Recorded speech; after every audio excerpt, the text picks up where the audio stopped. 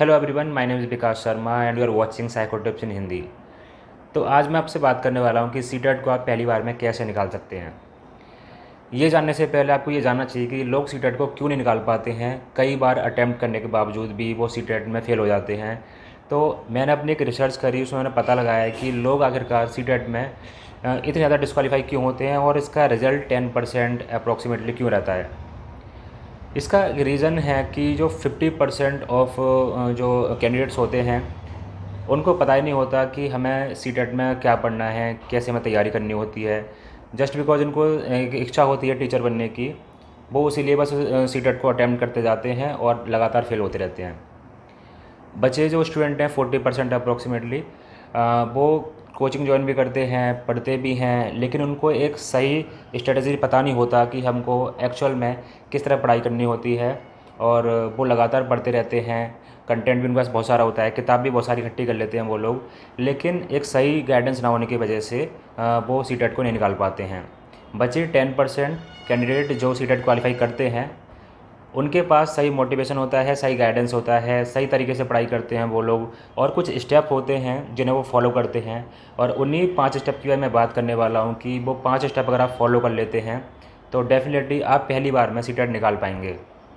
तो very first step is, आपको syllabus को लिखना पड़ेगा। First of all you have to write down your syllabus. CTET की आप वेबसाइट पर जाएंगे या फिर किसी भी यूट्यूब चैनल से या गूगल से जब आप सीटेट के सिलेबस को देखेंगे तो सबसे पहले आप सिलेबस को लिखें।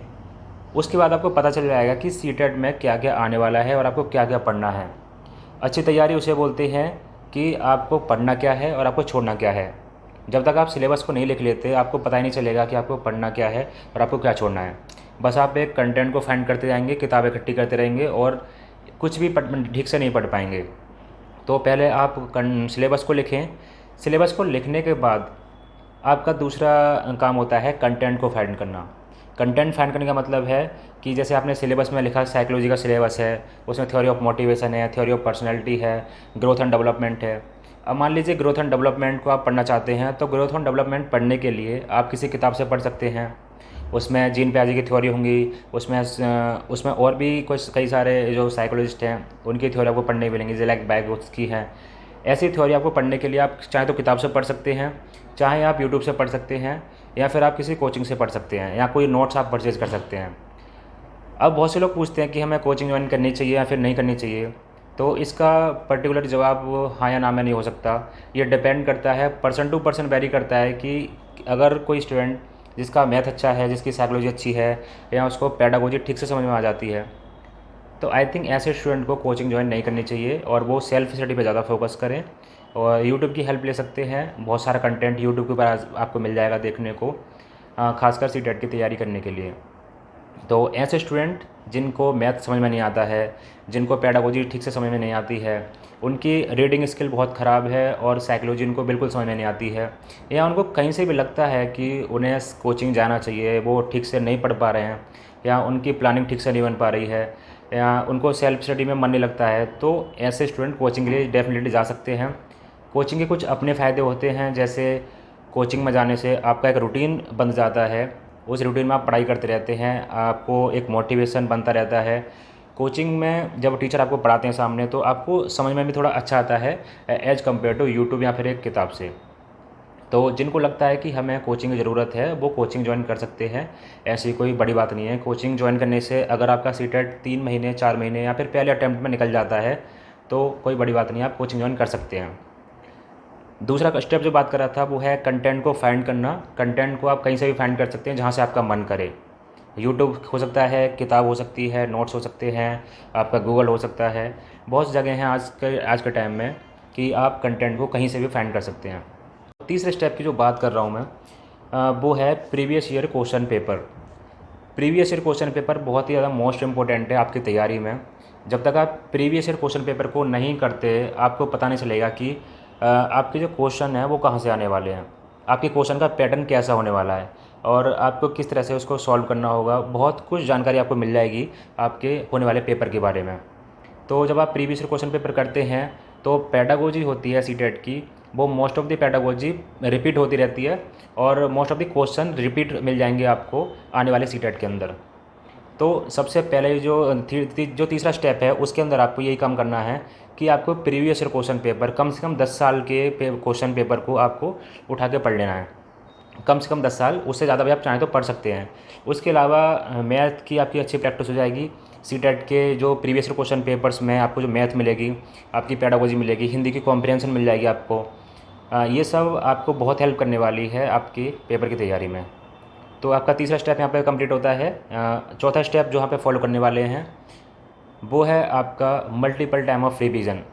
चाहे तो आप थर्ड स्टेप बना सकते हैं मल्टीपल टाइम ऑफ रिवीजन को, या फिर आप फोर्थ स्टेप पे आपको इसको रख सकते हैं। ये डिपेंड करता है आपके ऊपर। जब आप रिवीजन करना शुरू करेंगे तो जो चीज़ें आप भूल चुके हैं, जो चीज़ें आप जिसको आप चाहते हैं कि दोबारा पढ़ लें, तो ऐसी चीज़ों को आप दोबारा से पढ़ सकते हैं। तो पाँचवा स्टेप आपका प्रैक्टिस सेट। ये सारे स्टेप फेल हो जाएंगे अगर आपने पाँचवें स्टेप को फॉलो नहीं किया तो।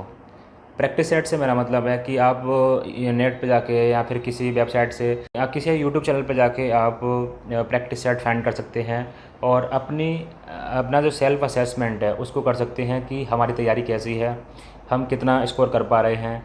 और सबसे मेन चीज़ होती है टाइम मैनेजमेंट करना।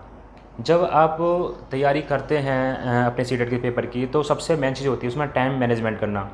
टाइम को मैनेज करना एक ऐसी स्किल है, जब तक आप उसको नहीं सीखेंगे आप सीटेट में अच्छा स्कोर नहीं कर पाएंगे और चांस रह जाते हैं कहीं ना कहीं कि आपका पेपर छूट जाएगा, क्योंकि टाइम कम पड़ जाता है सीटेट में। ये देखने को मिलता है नॉर्मली। और टाइम उन्हीं को सफिशिएंट होता है जिनकी प्रैक्टिस बहुत अच्छी होती है, जो प्रैक्टिस सेट करते हैं। आप चाहें तो एक OMR शीट खरीद सकते हैं मार्केट से, जिसकी कॉस्ट अराउंड होती है 15 रुपीज़, और आप उस पर ला के प्रैक्टिस कर सकते हैं घर पे। और आप अपने फ़ोन में टाइम सेट कीजिए, 2.5 घंटे का टाइमर सेट कर लीजिए, और उस 2.5 घंटे में आप एक प्रैक्टिस सेट लगा के देखिए कि आपकी स्पीड कैसी निकल रही है। आपके पढ़ने की स्किल तेज़ हो जाएगी, आपके क्वेश्चन को समझने की स्किल तेज़ हो जाएगी, और आपको गोले काले करने होते हैं तो सब कुछ ओवरऑल जो एक आपका पेपर को सॉल्व करने का तरीका है वो कहीं ना कहीं इन्हेंस होगा, जिससे आपको काफ़ी हेल्प मिलेगी जब आप सीटेट के पेपर को अटैम्प्ट करने जाएंगे। तब एक जो एंजाइटी फील करते हैं बच्चे पेपर के टाइम में, वो एंजाइटी आपको फील नहीं होगी। मैथ की प्रैक्टिस को आप लगातार करते रहें, बिकॉज मैथ आप जब भी सॉल्व कर पाएंगे पेपर में जब आपकी प्रैक्टिस बहुत अच्छी होगी। क्योंकि कहीं ना कहीं मैथ एक ऐसा सेक्शन है जो बहुत टाइम कंज्यूम करता है। जब मैं बिकॉज मैथ का स्टूडेंट रहा हूँ, और मैंने जब अटेम्प्ट किया था अपना सीटेट का पेपर, तो मुझे मैथ में अराउंड 45 मिनट लग गए थे, जबकि ये बहुत ज़्यादा टाइम था जो मैंने कंज्यूम किया था एक मैथ के सेक्शन को अटेम्प्ट करने में। तो इतना टाइम कंज्यूम करना बहुत अच्छी बात नहीं है, आपको लगातार प्रैक्टिस करनी पड़ेगी। जबकि मैंने रेगुलर प्रैक्टिस करी थी तब मुझे जाके इतना टाइम लग गया था। तो मैं आप बताना चाहूँगा आपको टोटल ये 5 स्टेप जो मैंने आपको बताए हैं, मैं एक बार समराइज़ कर देता हूँ सारे स्टेप्स को। पहला स्टेप आपका था कि आपको सिलेबस को लिखना है। सिलेबस लिखने से आपको पता चल जाएगा आपको क्या पढ़ना है, क्या छोड़ना है। दूसरा आपका स्टेप था कि आपको कंटेंट फाइंड करना है। कंटेंट आप कहीं से भी फाइंड कर सकते हैं, कोचिंग ज्वाइन कर सकते हैं चाहे तो, या फिर आप यूट्यूब से पढ़ाई कर सकते हैं। सेल्फ स्टडी सबसे बेहतर विकल्प हो सकता है अगर आपकी चीज़ें समझ में आ जाती हैं तो। तीसरा स्टेप था आपका प्रीवियस ईयर क्वेश्चन पेपर या फिर मल्टीपल टाइम ऑफ रिवीजन। और चौथा स्टेप था आपका मल्टीपल रिवीजन। और पाँचवा स्टेप है आपका प्रैक्टिस सेट। प्रैक्टिस सेट जब आप करने बैठेंगे तो आपको काफ़ी अच्छा लगेगा कि आपको जब सॉल्व करने बैठेंगे तो प्रैक्टिस सेट जब आप करेंगे तो आप अपना मूल्यांकन खुद कर पाएंगे और आपको पता लग जाएगा कि आप कितने पानी में हैं। तो ये 5 स्टेप जो भी फॉलो करेगा, और मैं डेफिनेटली बता रहा हूँ जो लोग सीटेट को पास कर लेते हैं, अगर आप किसी से मिलने जाएंगे तो उससे पूछेंगे कि आपने सीटेट कैसे निकाला, तो डेफिनेटली वो 5 स्टेप जरूर उसने फॉलो किए होंगे। बिना इन 5 स्टेप के फॉलो करे कोई सीटेट निकाल ही नहीं सकता, चाहे सीटेट हो चाहे किसी अदर स्टेट का टेट हो, आपको ये 5 स्टेप ज़रूर फॉलो करने पड़ते हैं। एक लास्ट बात बताना चाहूँगा मैं, पेडागोजी के लिए आप previous year question paper must है आपके लिए, बहुत ज़रूरी हैं करने। बिना उनके आप प्रीवियस ईयर क्वेश्चन पेपर के आप पेडागोजी नहीं कर पाएंगे। मैं बात करना चाहूँगा हिंदी और इंग्लिश या संस्कृत, जो भी लैंग्वेज आप पढ़ना चाह रहे हैं, जो भी लैंग्वेज आप चूज़ करना चाहते हैं, तो उनमें ग्रामर इतनी ज़्यादा नहीं आती है सीटेट के अंदर। खासकर सीटेट के अंदर, यूपी टेट के अंदर ग्रामर अच्छी खासी पूछी जाती है। उसके अलावा कुछ अदर स्टेट के टेट होते हैं जहाँ पे ग्रामर पूछी जाती है, लाइक MP टेट या फिर S टेट और राजस्थान टेट। बाद बाकी सीटेट के अंदर ग्रामर पे इतना फोकस करने की ज़रूरत नहीं है आपको ज़रूरत है सिर्फ कॉम्प्रिहेंशन पे। आपकी रीडिंग स्किल बहुत हाई होनी चाहिए, आपके जो आंसर निकालने की जो टेक्निक है वो अच्छी होनी चाहिए। उसके लिए आप हेल्प ले सकते हैं, यूट्यूब पे आपको तमाम वीडियो मिल जाएंगी जिन्होंने कॉम्प्रिहेंशन के ऊपर वीडियो बनाई हुई हैं, आप वहाँ से जाके वीडियो देख सकते हैं। और अपनी रीडिंग स्किल्स के ऊपर बहुत ज़्यादा फोकस करें। अगर आपकी रीडिंग स्किल्स अच्छी नहीं है तो आप सीटेट में अच्छा स्कोर कभी नहीं कर पाएंगे और चांस रहेंगे कि आप सीटेट ना निकाल पाएँ। तो ये 5 स्टेप आप फॉलो कर लेते हैं तो डेफिनेटली आपका सीटेट पहली बार में निकल जाएगा। अगर आपके पास कोई क्वेरी है या फिर कोई सजेशन है तो आप मुझे कमेंट बॉक्स में मैसेज कर सकते हैं। इसके अलावा अगर आपको ये वीडियो अच्छी लगी हो तो इसे लाइक करना ना भूलें और चैनल को सब्सक्राइब कर सकते हैं। And thanks for watching the video.